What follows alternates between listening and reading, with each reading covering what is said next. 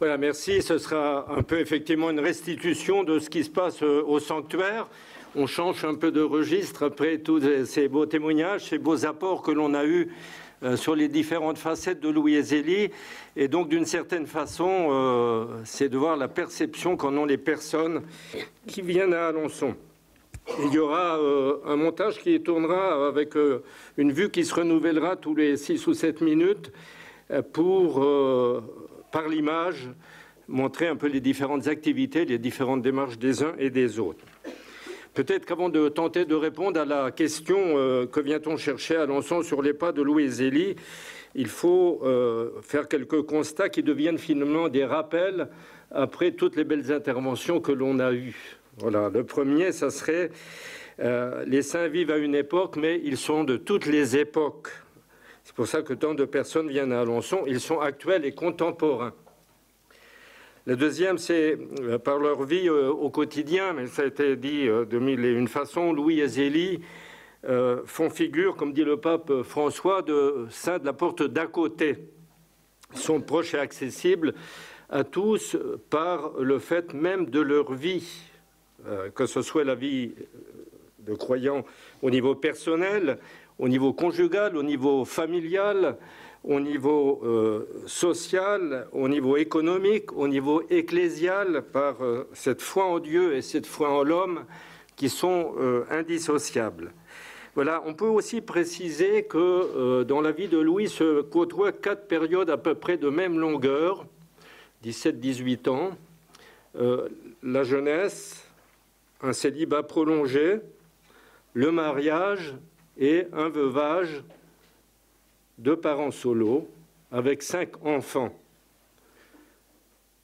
Ce qui a été dit sur Zélie, sur son enfance difficile, sur sa mort à la force de l'âge, par un cancer, fait que d'une façon ou de l'autre, tous ceux qui viennent à Alençon peuvent dire « ça me touche ». Voilà. Sans parler de Léonie, dont il a été question tout à l'heure. J'allais dire, tout le monde s'y retrouve. Tout le monde sait qu'ils sont là, que ce sont des personnes de proximité et que vraiment, avant d'être les témoins de la porte d'à côté, au sens où on l'entend dans l'exhortation apostolique du pape François, ils sont les voisins à qui on va demander le petit service quand on a besoin d'un dépannage. Il y a un peu à Alençon dans cet état d'esprit-là. Voilà. Et le troisième élément, c'est que le pape Paul VI disait « Le monde contemporain a plus besoin de témoins que de maîtres, et il écoutera les maîtres s'ils sont d'abord des témoins. » Voilà, c'est très beau, ça a été dit il y a un certain temps déjà, mais c'est toujours l'époque contemporaine. Et donc il faut avoir aussi en tête qu'il se vit beaucoup de solidarité dans ce que les gens viennent chercher à Alençon. Je suis très impressionné quand il y a un dépouillement des intentions de prière de façon très confidentielle, qu'on peut trouver sur les petits papiers des personnes qui viennent, c'est encore plus vrai pendant les missions extérieures, parfois 10, 15, 20 noms de personnes que les gens qui sont venus portent avec eux devant Louis et Zélie. Donc en fait tout cela, c'est un monde de la solidarité qui vise une communion, j'en reparlerai. Que vient-on à chercher? Il faut d'abord peut-être prendre conscience de la diversité des publics et de leur motivation, en intégrant qu'il y a des attentes chez ceux qui viennent, qui sont parfois bousculés et interpellés. Il n'y a pas très longtemps, une mamie venait avec une de ses petites filles adolescentes, et elle dit en sortant, j'étais venu pour visiter un musée et je ressors en m'apercevant qu'il faut que je revisite ma vie. C'est un déplacement assez considérable. Je crois que c'est la mamie qui voulait apprendre quelque chose à sa petite fille. Et c'est finalement la mamie qui est touchée par une grâce en visitant cette maison. C'est tellement concret, vous voyez, ça nous fait un peu penser aux disciples de Jean le Baptiste, là, qui signale que l'agneau de Dieu passe, qui se mettent à suivre Jésus pour lui demander « Maître, où demeures-tu » Et lui répond « Venez et voyez ». Donc, la réalité du sanctuaire à Alençon, c'est « Venez et voyez ». Les lieux de vie, les lieux de vie, quelle grâce, quelle bonne immunité contre une église hors sol, contre une vie hors sol, contre une intellectualisation de la foi. C'est ici, dans cette ville, que la sainteté a progressé. Un certain nombre de personnes qui se rendent compte qu'on ne sort pas de ces lieux comme on y est entré emploient le mot émouvant, touchant. Voilà. Il faut venir voir pour recevoir, et le cadeau est parfois une belle surprise. J'en ai énuméré quelques-uns au fil du temps. Voilà, qui sont les pèlerins? Ils sont de l'ordre de 23 à 25 000. C'est des vues globales, hein. Il y a des statistiques précises, mais ce n'est pas le jour. Hein. Ils sont français ou étrangers. Bon an, mal an, on a 70 à 80 pays qui visitent ici. Ils sont de 5 continents. Un tiers environ viennent dans un cadre organisé, diocèse, paroisse, aumônerie, groupe de spiritualité, etc. 2 tiers dans un cadre personnel, seul, en couple, en famille, entre amis. Et les groupes de jeunes représentent à peu près de l'ordre de 700, bon an, mal an, 700, 800 jeunes, que ce soit pour le caté, des groupes d'aumônerie, scouts, spiritualité, etc. Voilà, ce n'est pas le plus important aujourd'hui. Il en est 5000 qui dorment au moins une nuit à l'hôtellerie. Alors, ce n'est pas pour parler du chiffre d'affaires que je parle de ça, mais c'est pour montrer qu'il y a des gens qui se fixent pour être là au moins 2 jours. Parce qu'on ne fait pas la même chose en 2 jours qu'en une journée. Voilà, donc c'est à encourager. Voilà. Sans oublier tous ceux qui viennent à la basilique sans faire l'objet d'un accueil particulier pour l'instant. Car à la basilique, il passe beaucoup de monde. Alors, les uns viennent avec un peu un versant touristique, puis un versant spirituel, d'autres viennent dans une démarche exclusivement religieuse, pour une messe, une visite de la maison, un week-end, un anniversaire de mariage, puis depuis un peu l'an dernier, parfois, pour une retraite solitaire d'une personne, solitaire d'un couple, pour un petit peu faire un break, prendre du recul. Voilà, nous sentons aussi des évolutions actuellement. Les uns viennent avec dans la tête d'abord le projet de visiter la maison natale de Sainte Thérèse. Puis les autres, de plus en plus nombreux, viennent sur les pas de Louis et Zélie. Mais il ne faut pas que vous perceviez à un seul moment de mon propos que je mets des cloisons et des séparations parce que tout ça s'interpénètre beaucoup.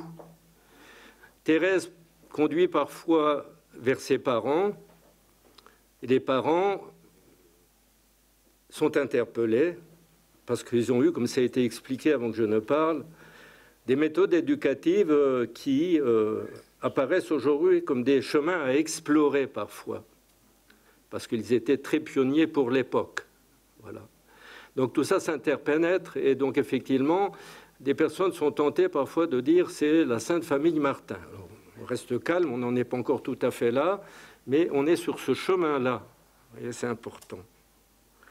Il faut quand même savoir et se redire, vous voyez, il y a la majorité, enfin un grand nombre de personnes, en tous les cas, viennent à Alençon un peu dans la position de Jésus sur la croix. J'ai soif. Voilà. Ce n'est pas une promenade de plaisir, c'est un déplacement pour quelque chose.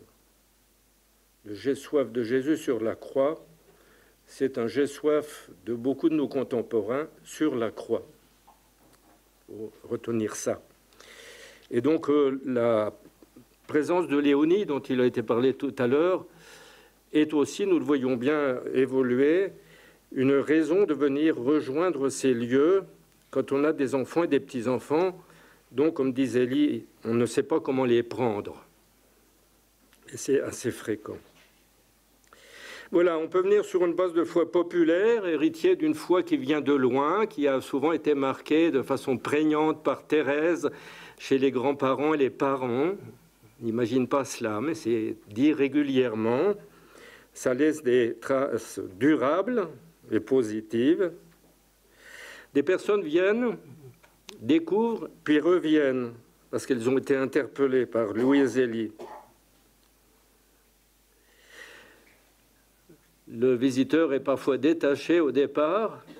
Il progresse, comme ce monsieur qui s'était trompé de porte. Il croyait entrer dans le bureau des cartes grises, qui était à cette époque-là à côté de la maison des Martins. Et finalement, il a fait la visite et il est ressorti. Il n'avait toujours pas sa carte grise, mais ça l'avait intéressé. Voilà. C'est anecdotique, il ne faut quand même pas croire que c'est un pourcentage. Voilà. Le fait de... Venez et voyez, ça introduit parfois une rupture. Hein. Certes, on n'est pas dans la parole de Luc dans l'Évangile, les sans tout, ils le suivirent, mais on a globalement un travail d'intégration d'un autre regard sur la vie, sa propre vie, une vie qui est questionnée. Voilà. Un jeune homme, l'an dernier, là, qui désire être prêtre, mais ce désir était un peu diffus. Il exprimait qu'il fallait passer par un certain nombre de renoncements dont il n'était pas encore capable et qu'il n'arrivait pas à se décider. Et donc en sortant, il dit à une des sœurs qui était là, « Je suis conforté dans mon désir d'être prêtre. J'ai trouvé en Louis et Zélie un appui. » Curieux. Dans les mêmes temps, une jeune fille dit à une des sœurs, « J'hésite entre la vie consacrée et le mariage. Découvrir Louis et Zélie me fait plutôt pencher vers la vie consacrée. » Il faut l'entendre, il n'y a rien à ajouter. On vient donc chercher au sanctuaire, puisque c'est la question qui m'est posée, des éléments de discernement qui aident à s'inscrire dans la réalité que le pape Paul VI appelait faire progresser la civilisation de l'amour, dans le cœur de chacun d'abord, dans nos sociétés ensuite. D'une certaine façon, en venant sur les pas de Louis et Zélie, je crois que court dans les têtes ce que je cherche à vivre, et je n'y vois pas très clair. Les saints l'ont réussi avant moi en ayant les mêmes limites, ça a été beaucoup décrit, les mêmes contraintes, les mêmes difficultés, et que celles qui font partie de ma vie. Donc, au fond, je peux les suivre. On a un peu cette réalité de mise en œuvre aussi de la question des disciples de Jean-Baptiste qui viennent le voir, là, toutes les catégories sociales. Que devons-nous faire pour accueillir le royaume de Dieu? En Saint-Luc. Et croyez-moi, la question habite plus de personnes que l'on ne croit dans notre monde actuel. Si on vient chercher des éléments de discernement, on vient chercher la proximité, parce que on a une conception de la sainteté qui reste un peu marquée par des siècles de jansénisme, avec une idée que ça rime plutôt avec perfection et inanexibilité. J'y arrive, ouf. Louis et Zélie donnent à voir qu'il ne s'agit pas tant de disponibilité, de perfection, que de disponibilité et d'oblation. Ça a été beaucoup dit. Me voici, Seigneur. C'est cela, Louis et Zélie Martin. Ce n'est pas une course d'obstacles d'aller vers lui. Entendre Zélie dire « Moi aussi, je voudrais être une sainte, mais je ne sais pas par quel bout commencer. Il y a tant à faire. Mon Dieu, je voudrais être une sainte. » C'est rassurant et en même temps mobilisateur. Nous sommes dans une époque où on nous met beaucoup la pression pour réussir dans la vie, bon niveau d'études, bon niveau de pouvoir d'achat, bon cadre de vie, abondance de loisirs. en minimisant que pour réussir, non pas dans la vie, mais pour réussir la vie, on ne peut pas mettre sous le boisseau cette phrase du psaume 4, « Qui nous fera voir le bonheur ?»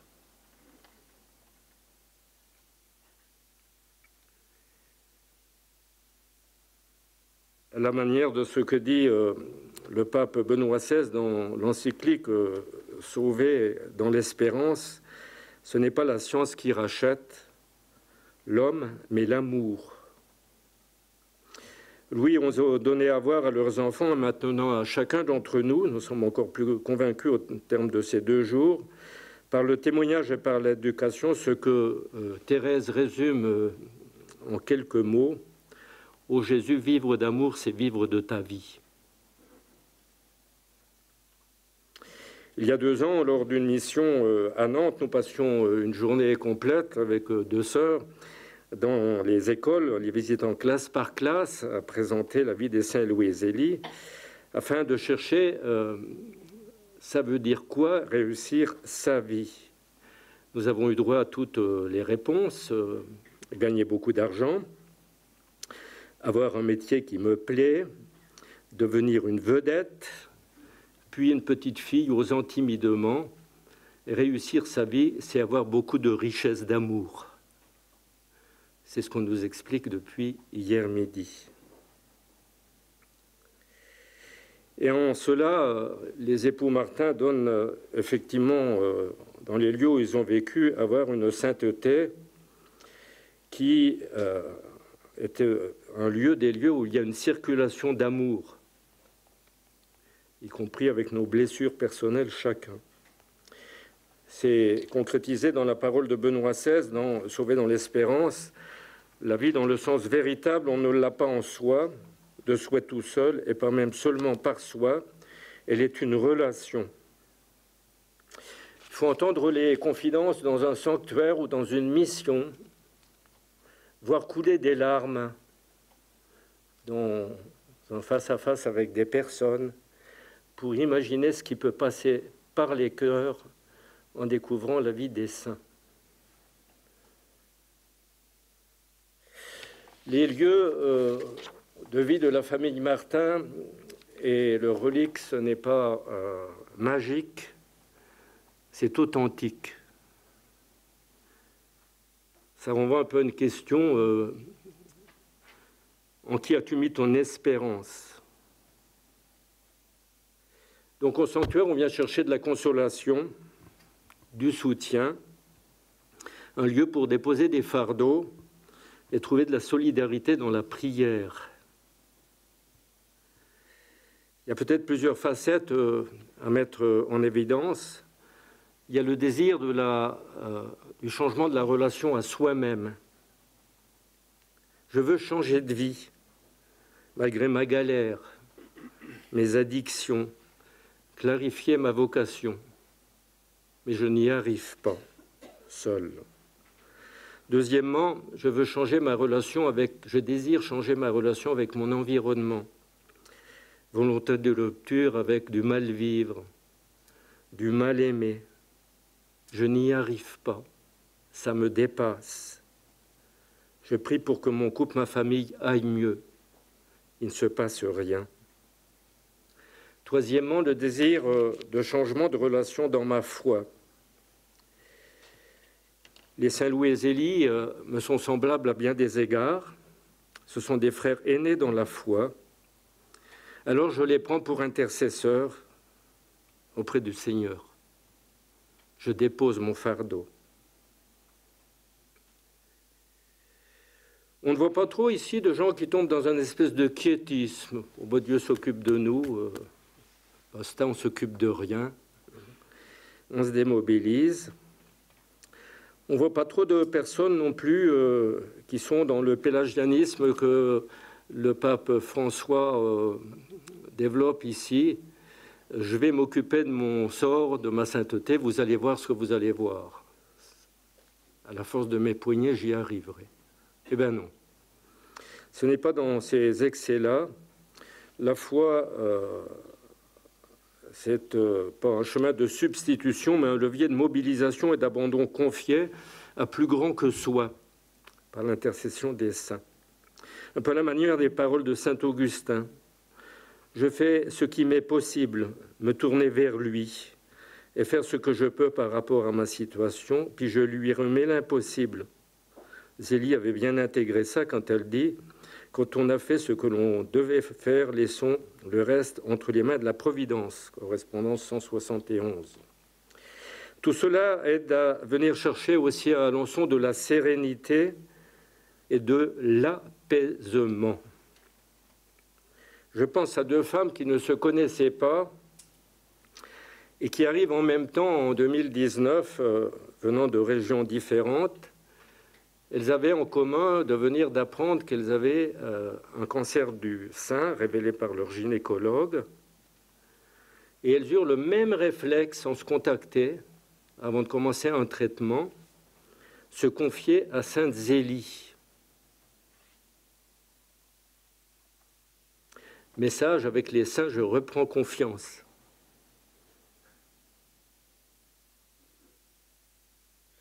Voilà ce que viennent chercher les pèlerins ou les personnes que l'on a pu visiter déjà dans un lieu ou l'autre d'une vingtaine de diocèses français. On vient aussi chercher à Alençon autour des reliques de la considération par une écoute qui fait exister.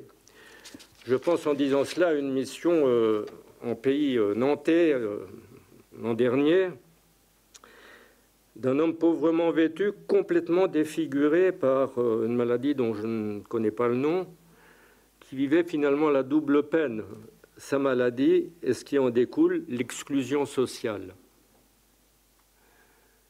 Tout étant fini, le reliqueur remis dans notre voiture, sur le point de revenir à Alençon, il arrive timidement en disant « Est-ce que c'est encore possible de prier devant les reliques ?»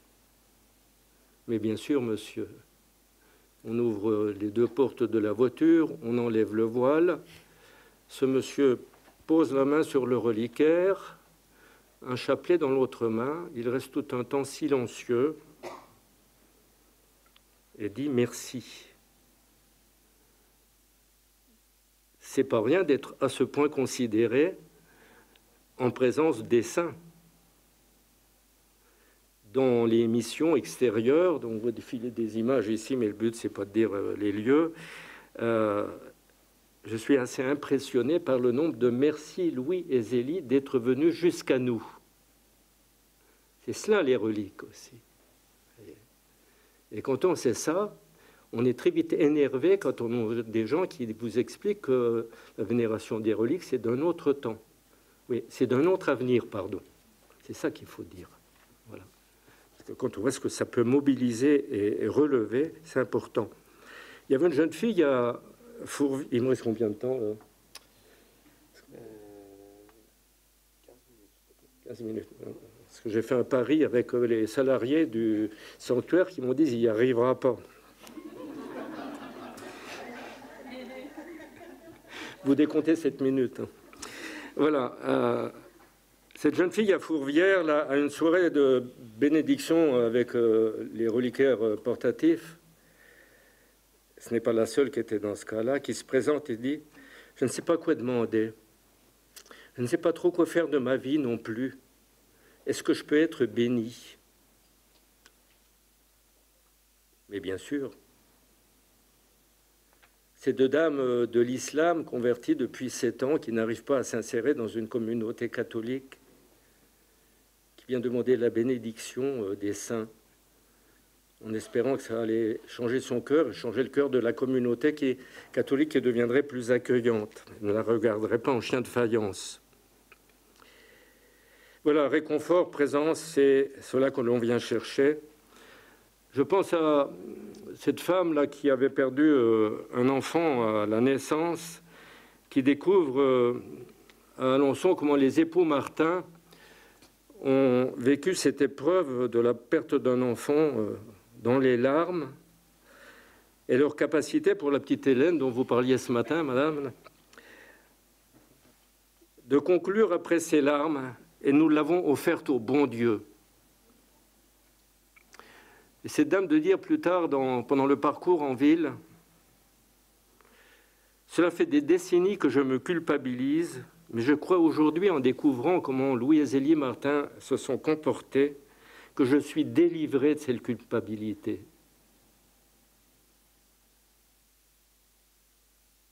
On vit des grands moments dans un sanctuaire, et des beaux moments. Les saints, la vie des saints a une résonance qui guérit, car elle change le regard sur nous-mêmes. Ils aident beaucoup de gens à découvrir ou à redécouvrir, quand c'était un peu enfoui, la grande espérance dont parle Benoît XVI dans son encyclique « Sauvé dans l'espérance ». Et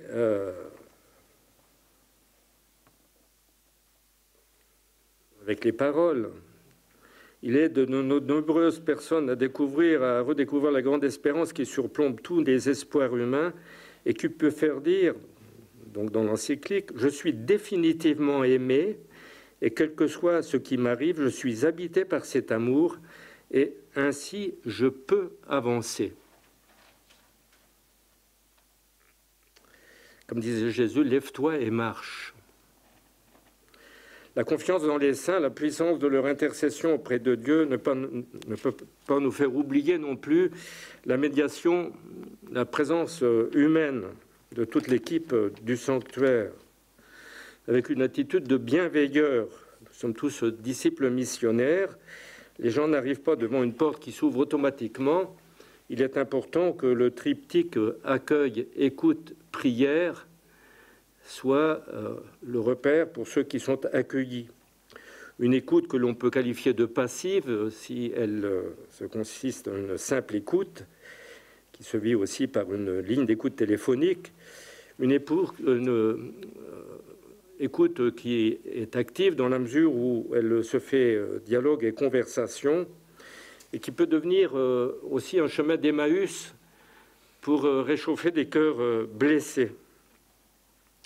Les lieux d'écoute, aujourd'hui, non médicalisés, non spécialisés, non monétarisés, se font de plus en plus rares.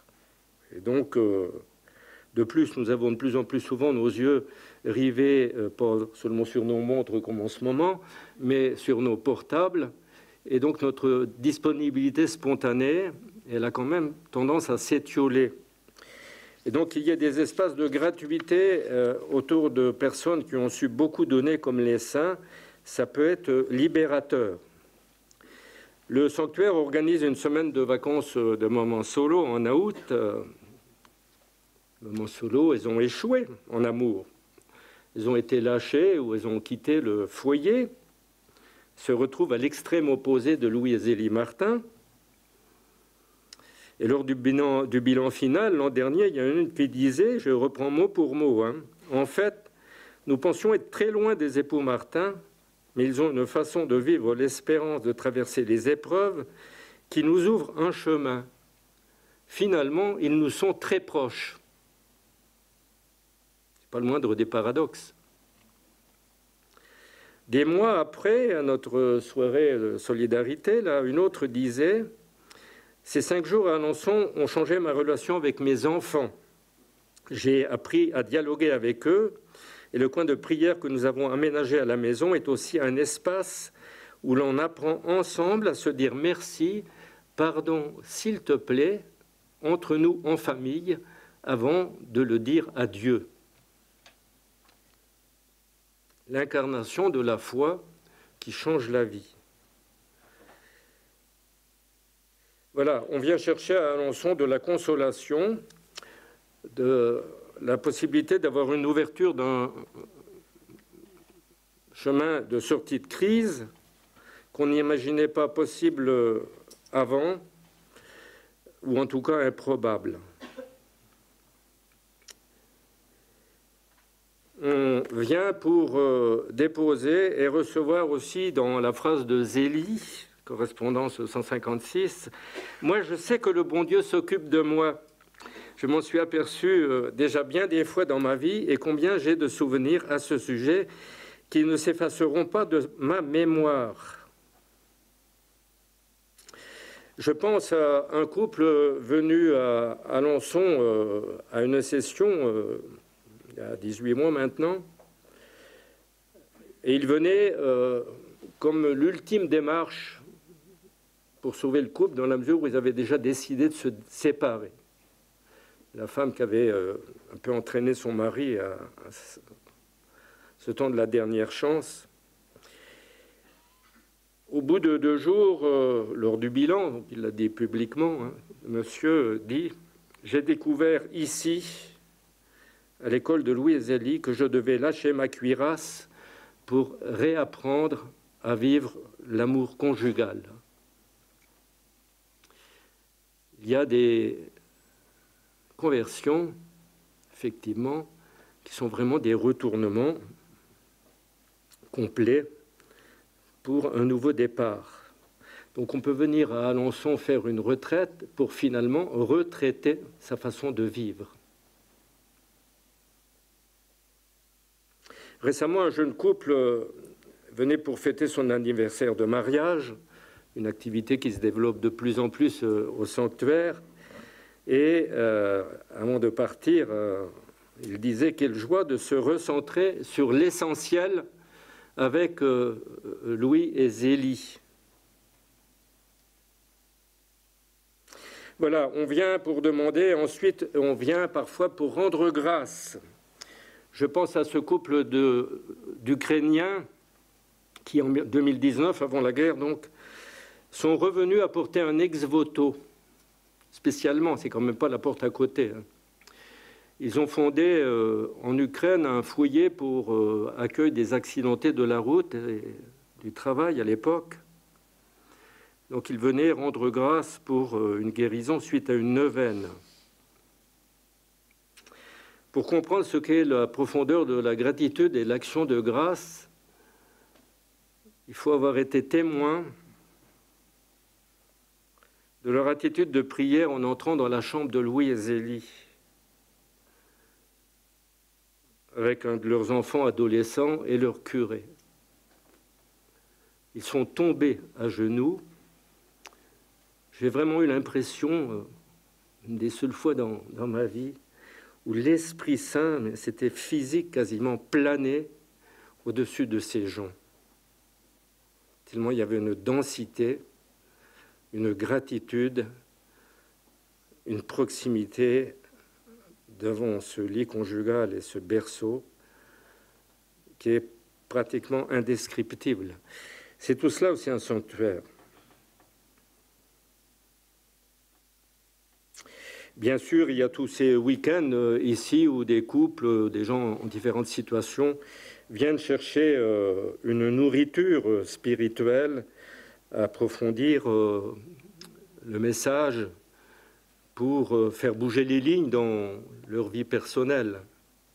Il se vit aussi de beaucoup de choses à ce niveau-là qui se lisent à travers les messages que nous avons. Voilà, en parcourant les cahiers, les livres d'or de la maison, les intentions de prière, ce qu'on fait régulièrement ici, on entend quand même beaucoup ici dans le sanctuaire un peu le cri qui était celui de Bartimée, « Fils de David, aie pitié de moi ». Voilà, mais plutôt que de le dire en direct, on le fait passer par des gens qui savent bien faire les commissions et en qui on a confiance. On fait ça dans nos vies quelquefois, hein.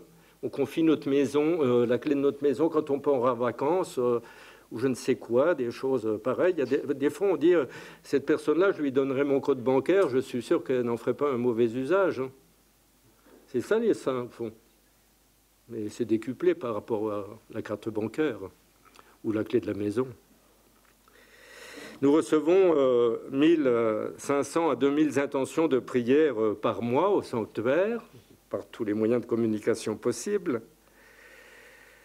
Il y a des actions de grâce pour des guérisons de toute nature, physique, psychologique, relationnelle, affective, que sais-je encore. Je ne développe pas parce que j'ai plus que 3 minutes et demie là. Ah non, 5, oh là là, c'est Byzance ici. Voilà. Des demandes de conversion,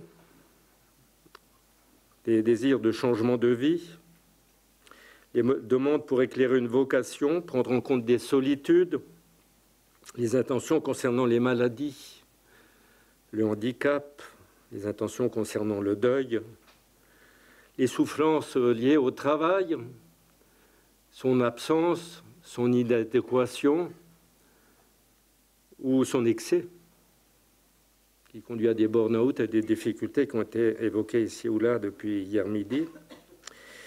Et puis enfin, les problématiques dans les couples et les familles. Je dis « et enfin », parce qu'à ce moment-là, le premier vendredi du mois, nous nous déplaçons dans la chambre avec le Saint-Sacrement avant de déposer tout cela dans le berceau, pour que ça y reste pendant 9 mois. Beaucoup de personnes sont touchées qu'il y ait une continuité de la prière ici. Donc nous vivons une forme de communion qui vaut pour ceux qui viennent physiquement et ceux qui sont vus en mission, qui laissent une intention par quelque moyen de communication que ce soit. Il ne faut pas oublier non plus que beaucoup cherchent aujourd'hui que les livres, que les objets de piété, tout ce qui peut être dans le magasin, je ne suis pas le prospecteur de service pour le magasin, mais des personnes demandent des choix de livres. Voilà, ça nous change de beaucoup de librairies où le rayon religieux, c'est plutôt un rayon ésotérique. Donc en fait, pour offrir à des enfants, des petits-enfants, il y a vraiment un beau désir de transmettre la foi, de donner des lectures qui mettent en marche, etc.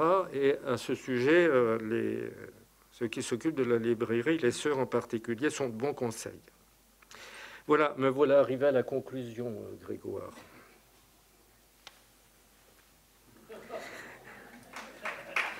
Non,